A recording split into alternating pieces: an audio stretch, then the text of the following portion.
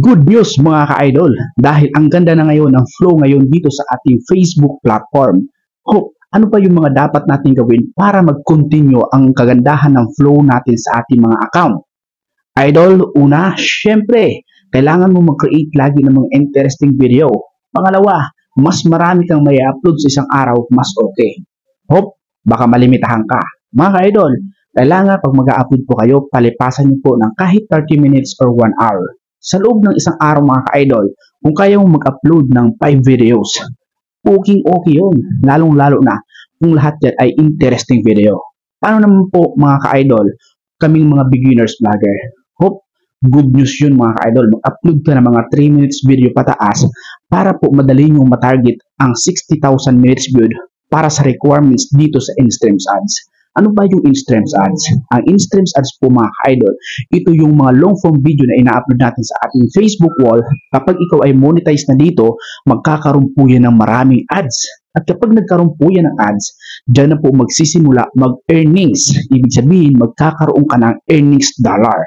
At yung dollars na yan mga ka-idol ay ipapasahod sa iyo ni Meta sa peso na dito sa Pilipinas. Diba? Kasi meron po tayong payout na fill upan kapag kayo po ay naimbitahan na mag-set up ng payout nyo sa bawat tools na ibibigay sa inyo. O diba? Napakaganda ngayon mga ka-idol ng Facebook platform. Napakaganda ngayon mga ka-idol ng Facebook platform. Kasi habang tumatagal, pinapaganda ni Meta. Yes, yung mga nakaraang buwan po mga ka-idol ay hindi po maganda ang ating flow dito sa Facebook. But now, maganda na. Ibig sabihin mga ka-idol, mas gaganda pa yan. Ang kailangan mo lang mga ka-idol, maging consistent ka eh. Kasi kapag hindi ka naging consistent at paputol-putol ka, sigurado, putol-putol din yung performance mo. Parang tubig lang yan. Mga ka-idol, kung ang tubig ay patay sindi, mapupuno ba yung balde? Siyempre hindi. Pero kapag ang gripo kahit patak-patak lang yung buhos ng tubig, kapag meron pong balde, ay mapupuno at mapupuno pa rin po talaga yan. So, ganun din dito mga ka-idol sa Facebook, lalo sa mga requirements sa mga beginners vlogger.